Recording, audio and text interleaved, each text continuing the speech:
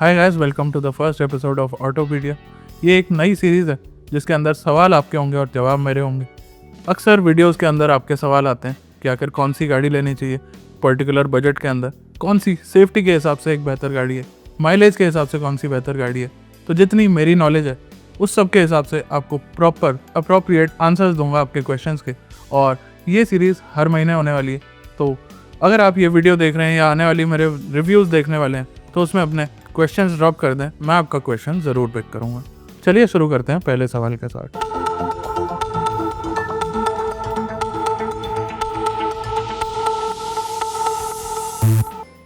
अल्ट्रोज और 3XO दोनों ही safety के हिसाब से ऑप्शंस है।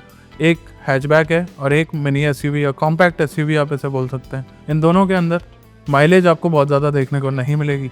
अगर परफॉर्मेंस के हिसाब से आप गाड़ी लेना चाह रहे हैं तो XUV 3XO बेटर परफॉर्मेंस देगी, लेकिन सिर्फ ऑफिस कम्यूट करना और ख़राब रोड्स का सामना नहीं करना तो अल्ट्रोज से भी आपका काम हो जाएगा।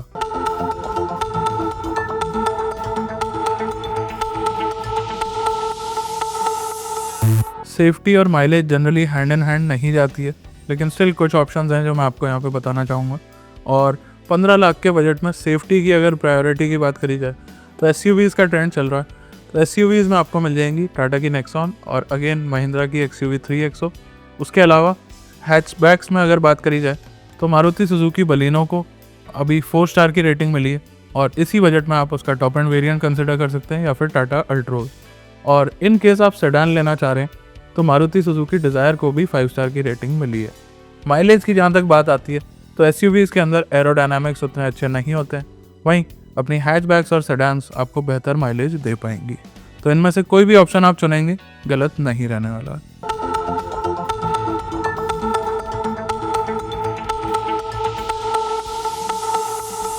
तो ईवीज़ के अंदर रनिंग पार्ट्स काफ़ी कम होते हैं, तो मेंटेनेंस कम ज़रूर होती है, बट ज़ीरो मेंटेनेंस वाली बात नहीं होती है, क्योंकि ज़ीरो कॉस्ट पे कोई भी चीज़ नहीं चल सकती। इवन अगर रनिंग कॉस्ट की बात करें तो ईवीज़ की रनिंग कॉस्ट भी ज़ीरो नहीं है, तो हाउ कैन मेंटेनेंस भी ज़ीरो।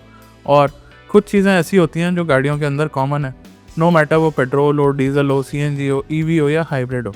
जैसे कि टायर्स आपके किसने उसका भी खर्चा लगेगा, ब्रेक्स हैं।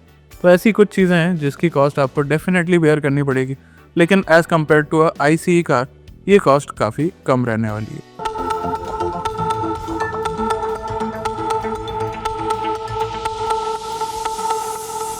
तो अगर आप न्यू ड्राइवर हैं या बिगिनर जैसे आपने लिखा है तो कहीं ना कहीं बेहतर ऑप्शन यही रहता है कि एक सर्टिफाइड प्री ओन्ड कार ली जाए, क्योंकि इन केस कुछ डैमेज वगैरह होता है, सीखते टाइम हम कहीं ना कहीं गाड़ी ठुक सकती है, तो उसमें कॉस्ट इफेक्टिव रहता है। प्लस उतना ज़्यादा दुख नहीं होता है जब एक पुरानी गाड़ी लगती है वर्सेस जब आप एक ब्रांड न्यू कार खरीदेंगे और डैमेज हो जाएगी तो काफ़ी ज़्यादा दुख होता है।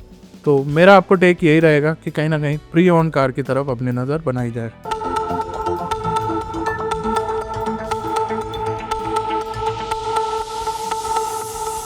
तो सिट्रन बसाल्ट एक डिफरेंट सेगमेंट की कार है जो कि कूपे एसयूवीज़ हैं और इसके कंपटीशन में टाटा की कर्व आती है।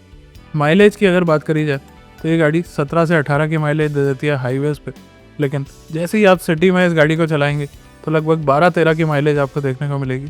और इस गाड़ी को परचेज़ करना वर्थ है कि नहीं, तो डेफिनेटली वर्थ है, लेकिन इस गाड़ी में एक छोटी सी कमी है कि फील उतनी ज़्यादा महंगी गाड़ी की आपको नहीं आती है। तो एक बार एक्सपीरियंस ज़रूर करिएगा इस गाड़ी को, क्योंकि ओवरऑल सस्पेंशन सेटअप हो, इंजन हो या ट्रांसमिशन हो, one of the best in segment आपको देखने को मिल रहा है। बस फील की थोड़ी सी यहाँ पे कमी है।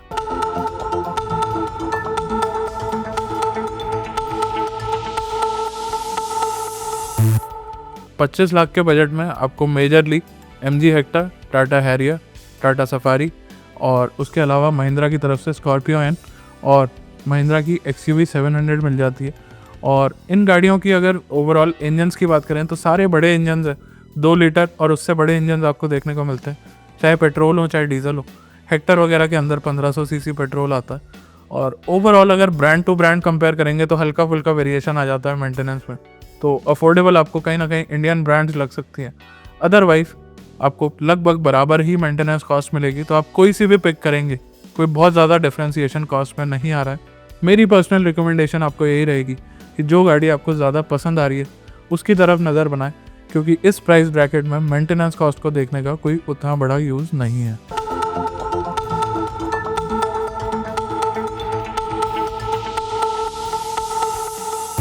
XUV 700 और इनोवा हाई क्रॉस बिल्कुल ही अलग सेगमेंटेशन की कार है।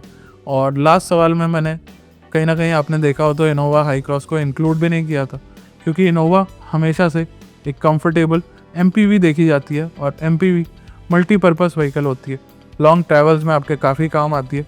और हाई क्रॉस के अंदर तो रिक्लाइनेबल सीट्स वगैरह के फीचर्स भी मिल जाते हैं। तो इन केस आप एक शॉफर कार देख रहे हैं या फैमिली कंफर्ट आपकी प्रायोरिटी है तो आप इनोवा हाई क्रॉस देखें। अदरवाइज़ अगर आप ड्राइवेबिलिटी के शौकीन हैं और खुद ड्राइव करना चाहते हैं तो महिंद्रा XUV 700 आपको ज़्यादा बेहतर रिस्पांस देगी।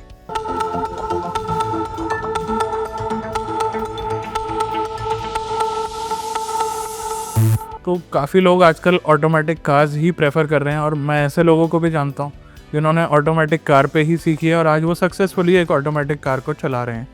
लेकिन मेरा पर्सनल टेक यहाँ पे थोड़ा सा ओल्ड स्कूल रहेगा। मैनुअल गाड़ी आपको चलानी ज़रूर आनी चाहिए इन केस ऑफ इमरजेंसी, या कभी ऐसा हो कि आप फंस जाएं और आपको मैनुअल गाड़ी आगे पीछे करके चाहे अपनी ऑटोमेटिक गाड़ी निकालनी हो, या फिर कहीं आपको मैनुअल गाड़ी ही चलानी पड़ जाए इन केस ऑफ इमरजेंसी या कोई भी सिचुएशन में, तो एटलीस्ट आपको मैनुअल गाड़ी के बेसिक्स पता होने चाहिए, आनी चाहिए, लेकिन आप ऑटोमेटिक गाड़ी ज़रूर खरीद सकते हैं।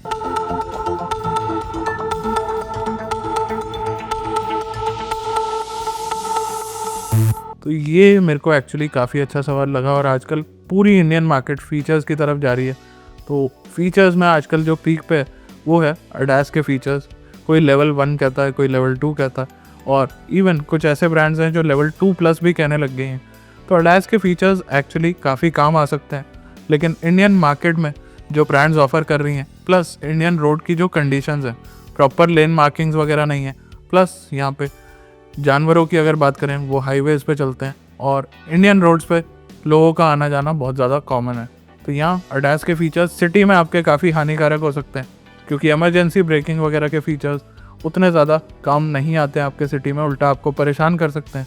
और वहीं अगर हाईवेज़ की बात करें, जैसे यमुना एक्सप्रेसवे हो गया, अपना दिल्ली मुंबई एक्सप्रेसवे हो गया, इन हाईवेज़ के ऊपर, एक्सप्रेसवेज़ के ऊपर बहुत अच्छा परफॉर्म करते हैं ये ADAS के फीचर्स। ओवरऑल किसी ब्रांड को लेकर नहीं कहना चाहूँगा, बट काफ़ी अच्छे फीचर्स हैं, बस इंडियन मार्केट में इनका यूज़ की जगह मिसयूज़ हो रहा है, वो थोड़ा सा देखने वाली बात है।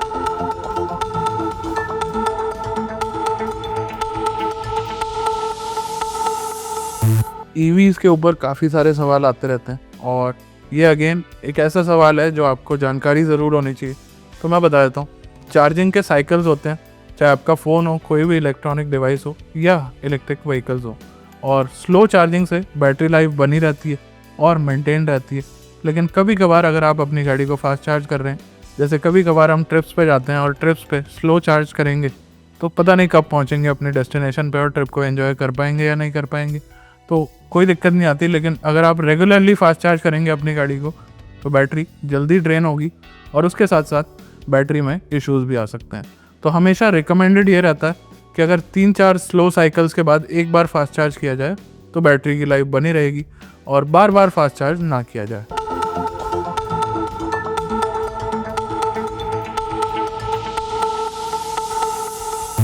तो ऐसा कुछ नहीं है कि कोई सनरूफ किसी गाड़ी में आ रही है, आजकल बहुत कॉमन फीचर है ये गाड़ियों के अंदर, तो वो 2-3 साल बाद लीक करेगी। आप अगर अपनी गाड़ी को सही से मेंटेन नहीं करते हैं तो 3 महीने में भी आपकी सनरूफ लीक कर सकती है। लेकिन अगर सनरूफ मेंटेन करते हैं आप तो 30 साल में भी सनरूफ में कोई दिक्कत नहीं आएगी। मेंटेन कैसे करते हैं इसके ऊपर कई सारी डिटेल्स आपको देखने को मिल जाती है ऑनलाइन, लेकिन मैं आपको सिर्फ कुछ डॉट पॉइंट्स बता देता हूँ। एक तो सनरूफ को डस्टी एरियाज़ में यूज़ नहीं करना चाहिए, ओपन क्लोज नहीं करना चाहिए, और उसके अलावा सनरूफ जिन चैनल्स पर मूव करती है हर सर्विस के दौरान उन्हें क्लीन और प्रॉपर ग्रीजिंग कराने की ज़रूरत है। उसके अलावा सनरूफ के कॉर्नर्स में वाटर आउटलेट दिया जाता है ये बारिश वगैरह के मौसमों के लिए, तो वो वाटर आउटलेट कभी भी ब्लॉक नहीं होने चाहिए। वो ब्लॉक होते हैं तभी गाड़ी के अंदर पानी आता है।